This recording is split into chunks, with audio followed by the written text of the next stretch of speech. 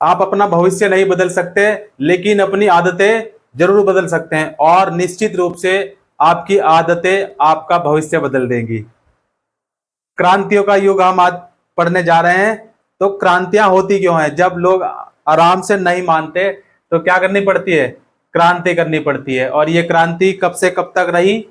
जो ये युग रहा क्रांतियों, कब से कब तक रहा? ये रहा 1830 से लेकर 1848 तक। जैसे जैसे रूढ़िवादी व्यवस्थाओं ने अपनी ताकत को और मजबूत बनाने का कोशिश की, यूरोप के अनेक क्षेत्रों में उदारवाद और राष्ट्रवाद को क्रांति से जोड़कर देखा जाने लगा। किससे? क्रांति से जोड़कर देखा जाने लगा। इटली और जर्मनी के राज्य, इटली और जर्मनी, इटली और जर्मनी, इटली और जर्मनी के राज्य, ऑटोमन साम्राज्य के सूबे, आयरलैंड और पोलैंड, ऐसे कुछ क्षेत्र थे। इन क्रांतियों का नेतृत्व उदारवादी राष्ट्रवादियों ने किया, जो शिक्षित मध्यवर्गीय विशिष्ट लोग थे। इनमें प्रोफेसर थे, स्कूल के अध्यापक थे, क्लर्क थे, वाणिज्य व्यापार में लगे हुए मध्य वर्गों के लोग भी शामिल थे। प्रथम विद्रोह फ्रांस में कब हुआ? इसका प्रथम विद्रोह फ्रांस में हुआ। प्रथम विद्रोह, लोगों ने विद्रोह कर दिया। हाँ, तो प्रथम विद्रोह कहां पर हुआ? फ्रांस में हुआ, फ्रांस में। और कब किया गया? 1830, 1830 में हुआ प्रथम विद्रोह। बुर्बो राजा, जिन्हें 1815 के बाद हुई रूढ़िवादी प्रतिक्रियाओं के दौरान सत्ता से क्या कर दिया गया? बहाल कर दिया गया था, उन्हें अब उदारवादी क्रांतिकारियों ने उखाड़ फेंका। क्या कर गया? उखाड़ फेंका, एकदम जड़ से उखाड़ दिया। उनकी जगह एक संवैधानिक राजतंत्र स्थापित किया गया, जिनका अध्यक्ष लुई फिलिप था। कौन था अध्यक्ष? अध्यक्ष था लुई फिलिप।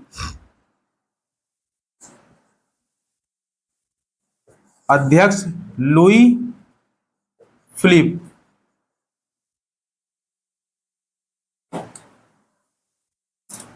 लुई फिलिप अध्यक्ष था। मेटरनिख ने एक बार यह टिप्पणी की थी कि जब फ्रांस छींकता है तो बाकी यूरोप को सर्दी जुकाम हो जाता है। क्या कही थी मेटरनिख ने? एक बार टिप्पणी करते हुए क्या कहा था कि जब फ्रांस छींकता है, ये फ्रांस छींकता है तो यूरोप को सर्दी जुकाम हो जाता है। और जुलाई क्रांति से ब्रसेल्स में भी विद्रोह भड़क गया, जिसके फलस्वरूप United Kingdom of the Netherlands से अलग हो गया। क्या हो गया? उससे अलग हो गया। और एक घटना जिसने पूरे यूरोप के शिक्षित अभिजात वर्ग में राष्ट्रीय भावना का संचार किया, वह थी यूनान का स्वतंत्रता संग्राम। क्या था? यूनान का स्वतंत्रता संग्राम। 15वीं सदी से यूनान ओटोमन साम्राज्य का हिस्सा था। कितनी शताब्दी से? 15वीं शताब्दी से था। ठीक है। और यूरोप में क्रांतिकारी राष्ट्रवाद की प्रगति से यूनानियों का आजादी के लिए संघर्ष 1821 में आरंभ हो गया। कब हो गया? यूनानियों का आजादी के लिए संघर्ष। यूनानी कौन थे? यूनानी। नानी के यहां जाओगे छुट्टी में, गर्मी की छुट्टी तो पड़ गई है।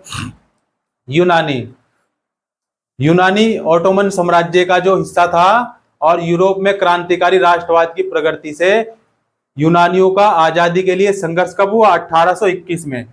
1821, 1821 में संघर्ष आरंभ हो गया। यूनान में राष्ट्रीयवादियों को निर्वासन में रह रहे यूनानियों के साथ पश्चिमी यूरोप के अनेक लोगों का भी समर्थन मिला, जो यूनानी संस्कृति के प्रति सहानुभूति रखते थे।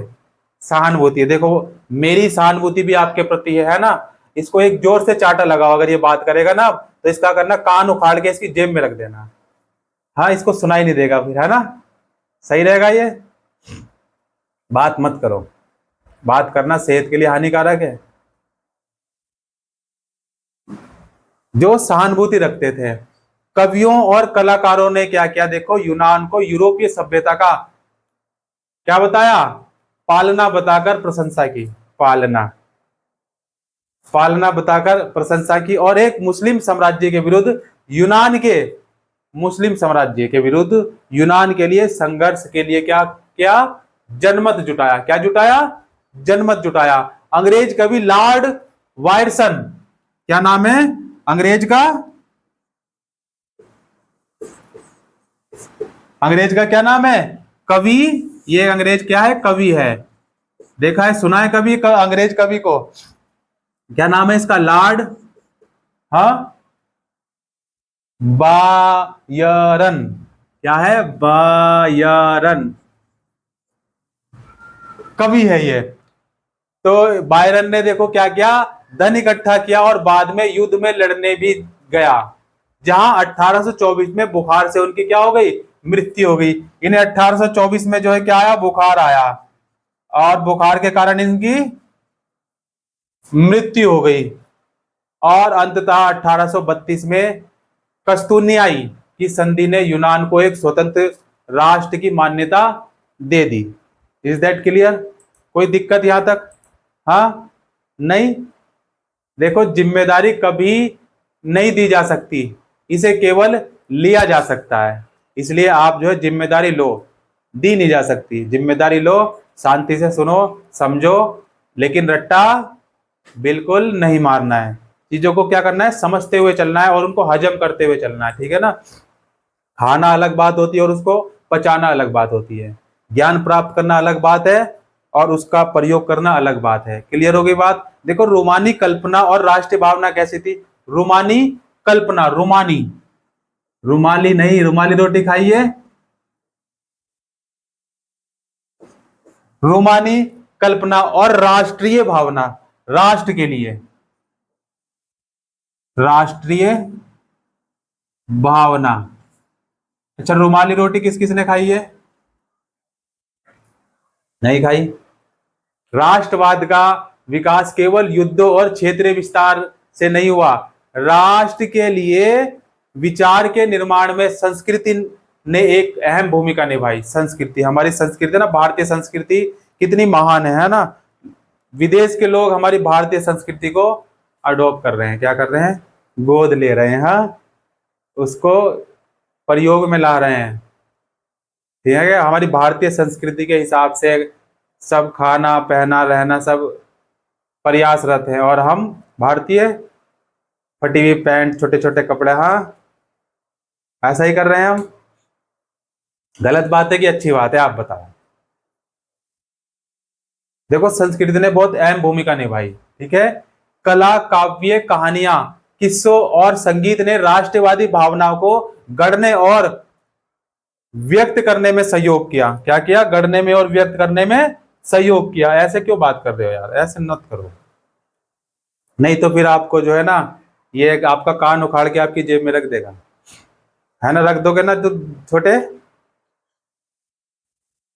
हम अगर रूमानीवाद को देखें, जो एक ऐसा सांस्कृतिक आंदोलन था जो एक खास तरह की राष्ट्रीय भावना का विकास करना चाहता था। आमतौर पर रूमानी कलाकारों और कवियों ने तर्क वितर्क और विज्ञान में महिमा मंडन की आलोचना की और उनकी जगह भावनाओं, अंतर्दृष्टि और रहस्यवादी भावनाओं पर जोर दिया। उनका प्रयास क्या था? उनका प्रयास था कि एक साझा सामूहिक विरासत की अनुभूति और एक साझा सांस्कृतिक अतीत को राष्ट्र का आधार बनाया जाए। जर्मन दार्शनिक योहान, एक जर्मन के दार्शनिक हुए योहान, क्या नाम है उनका? योहान।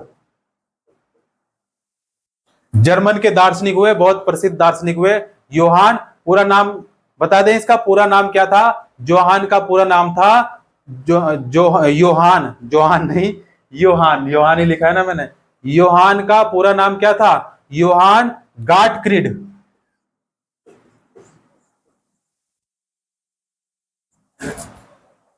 ये भी क्या थे? ये देखो, जैसे रोमानी चिंतकों ने क्या किया, दावा किया कि सच्ची जर्मनी संस्कृति उसके आम लोगों में निहित है। जो आम लोग हैं वहां के, उनमें निहित है। राष्ट्र की सच्ची आत्मा लोकगीतों, जन काव्यों और लोक नृत्यों से प्रकट होती है। किससे होती है? लोक नृत्यों से प्रकट होती है। क्लियर होगी बात यहां तक? कोई दिक्कत यहां तक? बताओ, आप बताओ बच्चे, कोई दिक्कत नहीं है? समझ में आ रहा है ना? ऐसा तो नहीं है सिर के ऊपर से जा रहा है, जर्मनी के ऊपर से जा रहा है, रूस के ऊपर से जा रहा है, फ्रांस के ऊपर से जा रहा है, ऐसा तो नहीं है? कोई नहीं है? ठीक। तो इसलिए लोक संस्कृति के इन स्वरूपों को एकत्र और अंकित करना राष्ट्र के निर्माण की परियोजना के लिए आवश्यक था। स्थानीय बोलियों पर बल और स्थानीय लोक साहित्य को एकत्र करने का उद्देश्य केवल प्राचीन राष्ट्रीय भावना को वापस लाना नहीं था, बल्कि आधुनिक राष्ट्रीय संदेश को ज्यादा लोगों तक पहुंचाना था। वापस लाना नहीं था उद्देश्य, क्या था? ज्यादा लोगों तक पहुंचाना था, जिसमें से अधिकांश निरीक्षक थे। क्या थे? निरक्षर थे, पढ़े लिखे नहीं थे। यह खास तौर पर पोलैंड में लागू होता था। कहां पर लागू होता था? पोलैंड में लागू होता था। कहां होता था? पोलैंड में लागू होता था, जिसका 18वीं सदी के अंत में रूस, प्रशा, ऑस्ट्रिया जैसी बड़ी शक्तियों ने क्या किया? विभाजन कर दिया। यदि पोलैंड अब स्वतंत्र भूक्षेत्र नहीं था, किंतु संगीत और भाषा के जरिए राष्ट्रीय भावना जीवित रखी गई। मसलन कैरोल ने क्या किया? देखो, राष्ट्रीय संघर्ष का अपने ओपेरा और संगीत से गुणगान किया, और पोलेनेस और माजूरका जैसे लोक नृत्यों को राष्ट्रीय प्रतीकों में बदल दिया गया। क्या है ये? लोक नृत्य है, ठीक है, वहां के लोक नृत्य हैं, इनको राष्ट्रीय प्रतीकों में बदल दिया गया। भाषा ने राष्ट्रीय भावनाओं के विकास में एक महत्वपूर्ण भूमिका निभाई। रूसी कब्जे के बाद पोलिश भाषा को स्कूलों में बलपूर्वक हटाकर रूसी भाषा को हर जगह जबरन लादा गया। कौन सी भाषा को? पोलिश भाषा थी ना पहले स्कूलों में, क्या थी? पोलिश, जूते वाली पोलिश नहीं है ये। पोलिश भाषा को हटाकर जबरन कौन सी भाषा? रूसी भाषा को। पोलिश भाषा हटाकर रूसी भाषा को जबरन लादा गया। 1831 में रूस के विरुद्ध एक सशस्त्र विद्रोह हुआ। कब हुआ? 1831 में। 1831 में क्या हुआ? 1831 में रूस के विरुद्ध एक सशस्त्र विद्रोह हुआ, जिसे आखिरकार कुचल दिया गया। इसके अनेक सदस्यों ने क्या किया? राष्ट्रवादी विरोध के लिए भाषा को एक हथियार बनाया था। क्या बनाया था? इसमें भाषा को हथियार बनाया गया, भाषा को हथियार बनाकर लड़ा गया था, इसलिए इसको कुचल दिया गया। चर्च ने आयोजनों और संपूर्ण धार्मिक शिक्षा में पोलिश का इस्तेमाल हुआ। किसका? इस भाषा का, पोलिश भाषा का इस्तेमाल किया गया। इसका नतीजा यह हुआ कि बड़ी संख्या में पादरियों और बिशपों को जेल में डाल दिया गया। क्या कर दिया गया? जो पादरी थे वहां के, उनको, पादरियों को, सभी को जेल में डाल दिया गया। रूसी अधिकारियों ने उन्हें सजा देते हुए साइबेरिया भेज दिया। कहां भेज दिया? रूसी अधिकारियों ने उन्हें सजा दी, और सजा देकर उन्हें कहां भेज दिया? साइबेरिया भेज दिया। उन्होंने रूसी भाषा का प्रचार करने से इनकार कर दिया। पोलिश भाषा रूसी प्रभुत्व के विरुद्ध संघर्ष के प्रतीक के रूप में देखी जाने लगी। अब हुआ क्या? देखो, भूख लगती है ना हमें, हम खाना खाते हैं, हमें भूख लगती है भूख, आपको भी लगती है। देखो, उसको कह रहा है अभी भी लग रही है। तो और भूख से क्या होती है? कठिनाइयां होती हैं, और जन विद्रोह, कठिनाइयां आएंगी, और कठिनाइयां से फिर क्या हो जाएगा? जन विद्रोह। तो 1830 के दशक में यूरोप में भारी कठिनाइयां लेकर आया। जो 1830 का दशक था, ये 1830 का लिख देता हूं मैं, ये 1830 का दशक बहुत कठिनाइयां लेकर आया, और 19वीं सदी के प्रथम भाग में पूरे यूरोप में जनसंख्या में जबरदस्त वृद्धि हुई। क्या हुई? जनसंख्या में जबरदस्त वृद्धि हुई, एकदम लबालब। ज्यादातर देशों में नौकरियां ढूंढने वालों की तादाद उपलब्ध रोजगार से अधिक थी। ग्रामीण क्षेत्रों की अतिरिक्त आबादी शहर जाकर भीड़ से भरी गरीब बस्तियों में रहने लगी। कहां रहने लगी? गरीब बस्तियों में रहने लगी। नगरों के लघु उत्पादकों को अक्सर इंग्लैंड में आयातित मशीन, ठीक से उच्चारण करो बच्चे, आयातित मशीन से बने सस्ते कपड़ों कड़ी प्रतिस्पर्धा का सामना करना पड़ रहा था। इंग्लैंड में औद्योगिकरण का स्तर महाद्वीप से ऊंचा था, स्तर भी महाद्वीप से ऊंचा था। महाद्वीप को यह प्रतिस्पर्धा कपड़ा उद्योग में ज्यादा झेलनी पड़ रही थी, क्योंकि उनका उत्पादन मुख्यतः घरों और छोटे कारखानों में होता था। क्या होता था? उनका उत्पादन मुख्यतः छोटे घरों में होता था और छोटे कारखानों में होता था, और केवल आंशिक रूप से मशीनीकृत था। कैसा था? मशीनीकृत। यूरोप के उन इलाकों में जहां कुलीन वर्ग अभी भी सत्ता में थे, अभी भी सत्ता में थे। कृषक सामंती शुल्कों और जिम्मेदारियों के बोझ तले दबे थे। ठीक है, जैसे साहूकार के तले किसान दबे होते हैं ना, ऐसे ही इनका हाल था। खाने पीने की चीजों के मूल्य, जो चीज खाने पीने की थी उनके मूल्य बढ़ने या किसी वर्ष फसल के खराब होने के शहर और गांव के व्यापक, क्या होता था, शहर और गांव में व्यापक गरीबी फैल जाती थी। जब फसल खराब हो जाती थी या ज्यादा काम नहीं मिलता था तो गरीबी फैल जाती, शहर में भी गांव में भी। 1848 में ऐसा ही एक वर्ष था। कौन सा? 1848 का एक ऐसा ही वर्ष था। कैसा वर्ष था देखो, इसके बारे में जानेंगे हम। खाने पीने की कमी और व्यापक बेरोजगारी से पेरिस के लोग सड़कों पर उतर आए, क्योंकि गरीबी इतनी हो गई थी कि व्यापक बेरोजगारी थी। तो इससे क्या हुआ, पेरिस के लोग सड़कों पर उतर आए और जगह जगह अवरोध लगाए गए और लुई फिलिप को भागने पर मजबूर कर दिया गया। कौन सा है लुई फिलिप? कहां गया लुई फिलिप? भाई आ जाओ। लुई, ये रहा देखो मच्छर। लुई फिलिप को भागने पर मजबूर कर दिया गया। राष्ट्रीय सभा ने क्या किया, एक गणतंत्र की घोषणा करते हुए 21 वर्ष से ऊपर सभी वयस्क पुरुषों को मताधिकार प्रदान किया गया और काम के अधिकार की गारंटी दी गई। मोदी की गारंटी है ना, इसे मोदी की गारंटी है। अब देश ऊंचाइयों और बुलंदियों को छुएगा हमारा, है ना। और मोदी जी की गारंटी कभी खाली तो जाती नहीं है। तो काम के अधिकार की गारंटी दी गई। रोजगार उपलब्ध कराने के लिए राष्ट्रीय कारखाने स्थापित किए गए। क्या किए गए? राष्ट्रीय कारखाने स्थापित किए गए। इन गांव में 18,000 आबादी वाले सूती कपड़ा बुनने का व्यवसाय सबसे व्यापक है। श्रमिकों की हालत खस्ता है। काम के लिए बेताब लोगों का फायदा उठाकर ठेकेदारों ने बनवाए जाने वाले माल की कीमतें गिरा दी। क्या कर दी? गिरा दी। अब देखो कीमतें गिरने से क्या हुआ, ठेकेदारों ने जब कीमतें गिराई तो क्या हुआ, 4 जून को दोपहर 2 बजे बुनकरों की एक भीड़ अपने घरों से निकल पड़ी। जब कीमतें गिर गई तो 4 जून का दिन था। 4 जून को 2 बजे, समय भी बता दिया मैंने आपको, 2 बजे एक भीड़ अपने घरों से निकल कर आई और 2 कतारों में चलते हुए ठेकेदारों की कोठियों पर पहुंच गई।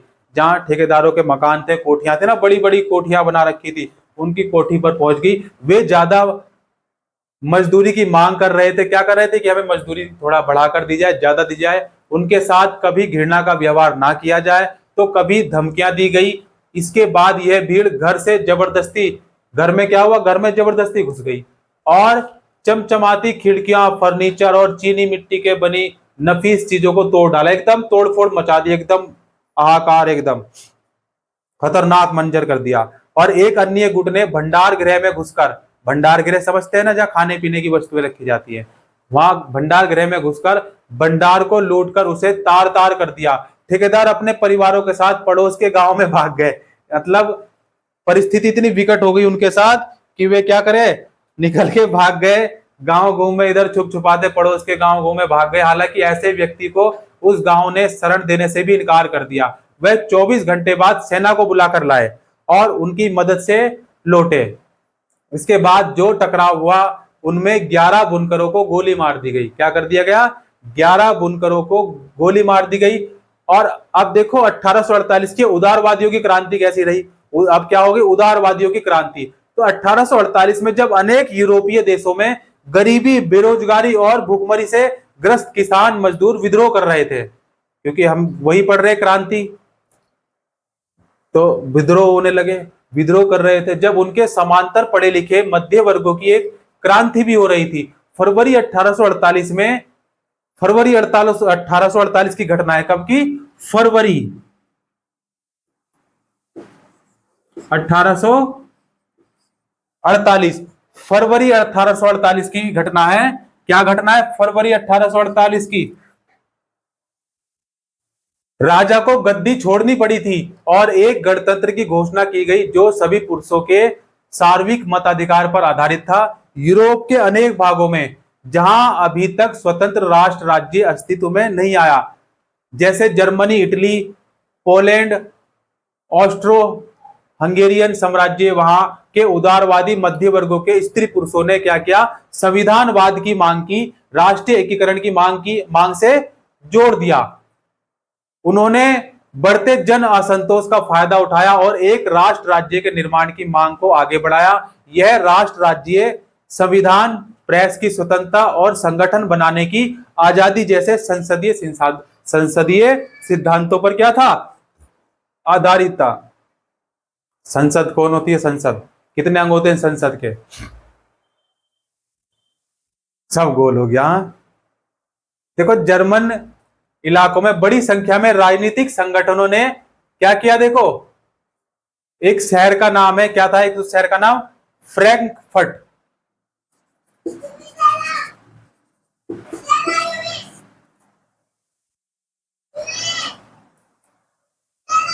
फ्रैंकफर्ट शहर में मिलकर एक सर्व जर्मन नेशनल असेंबली के पक्ष में मतदान का फैसला किया और 18 मई 1848 को 18 मई 1848 18 मई 1848 को 1831 निर्वाचित प्रतिनिधियों ने एक सजे धजे जुलूस में जाकर फ्रैंकफर्ट संसद में अपना स्थान ग्रहण किया। यह संसद सेंट पॉल चर्च में आयोजित हुई। कहां हुई थी ये संसद? आज कहां हुई थी? सेंट पॉल चर्च में आयोजित हुई। उन्होंने एक जर्मन राष्ट्र के लिए एक संविधान का प्रारूप तैयार किया। इस राष्ट्र की अध्यक्षता एक ऐसे राजा को सौंपी गई जिसे संसद के अधीन रहना था, जबकि प्रतिनिधियों में प्रजा के राजा कौन थे? फ्रेडरिक। क्या नाम है उनका? फ्रेडरिक। क्या नाम है बच्चे? फ्रेडरिक।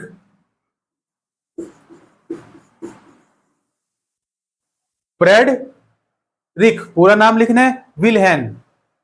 विलहेम लिख लो, पूरा नाम लिख लो। क्या लिख दूं? ठीक है, विलहेम। ठीक है, पूछ लिया करो, कोई दिक्कत हो तो कभी भी पूछ सकते हो, है ना, लेकिन ज्यादा तेज बात करके नहीं। ठीक है, बात उससे नहीं पूछना, उसको मालूम है ज्यादा, आपको ज्यादा मालूम है, यहां आ जाओ। हाँ, क्लियर हो गई बात? क्या क्लियर हुई? राजा फ्रेडरिक विल्हेम चतुर्थ को ताज पहनाने की पेशकश की तो उसने उसे अस्वीकार कर दिया। उन राजाओं का साथ दिया जो निर्वाचित सभा के विरोधी थे। जहां कुलीन वर्ग और सेना का विरोध बढ़ गया, वहीं संसद का सामाजिक आधार कमजोर हो गया। संसद में मध्य वर्गों का प्रभाव अधिक था, जिन्होंने मजदूरों और कारीगरों की मांगों का विरोध किया, जिसमें वे उनका समर्थन खो बैठे। क्या हुआ उससे? देखो दिक्कत क्या हुई, समर्थन खो बैठे। अंत में सैनिकों को बुलाया गया और असेंबली भंग होने पर मजबूर हो गई। असेंबली भंग होने पर मजबूर हो गई। उदारवादी आंदोलन के अंदर महिलाओं को राजनीतिक अधिकार प्रदान करने का मुद्दा विवादास्पद था। हालांकि आंदोलन में वर्षों से बड़ी संख्या में महिलाओं ने सक्रिय रूप से भाग लिया। महिलाओं ने अपने राजनीतिक संगठन स्थापित किए। महिलाओं ने क्या किया? अपने राजनीतिक संगठन स्थापित किए, अखबार शुरू किए और राजनीतिक बैठकों और प्रदर्शनों में शिरकत की। इसके बावजूद उन्हें असेंबली के चुनाव के दौरान मताधिकार से वंचित रखा गया। ठीक है, जब सेंट पॉल चर्च में फ्रैंकफर्ट संसद की सभा आयोजित की गई थी, तब महिलाओं को केवल प्रेक्षकों की हैसियत से दर्शक दीर्घा में खड़े होने दिया गया था। हालांकि रूढ़िवादी ताकतें 1848 में उदारवादी आंदोलनों को दबा पाने में कामयाब हुई, किंतु वे पुरानी व्यवस्था बहाल नहीं कर पाई। राजाओं को यह समझ में आना शुरू हो गया कि उदारवादी साम्राज्यवादी क्रांतिकारियों को रियासतें देकर ही क्रांति और दमन के चक्र को समाप्त किया जा सकता है। अंततः 1848 के बाद वर्षों में मध्य और पूर्वी यूरोप की निरंकुश राजशाहियों ने उन परिवर्तनों को आरंभ किया जो पश्चिमी यूरोप में 1815 से पहले हो चुके थे। 1815 से पहले हो चुके थे। इस प्रकार हैम्बर्ग अधिकार वाले क्षेत्रों को रूस में भूदास्त्व और बंधुआ मजदूरी जो थी, बंधुआ मजदूर थे ना, उनको क्या किया गया? उस व्यवस्था को समाप्त कर दिया गया। और हैब्सबर्ग शासकों ने हंगरी के लोगों को ज्यादा स्वायत्तता प्रदान की। हालांकि इससे निरंकुश मैंगियारों के प्रभुत्व का रास्ता ही साफ हो गया। क्या हो गया? साफ हो गया। बम भोलेनाथ, हर हर महादेव। जय श्री राम।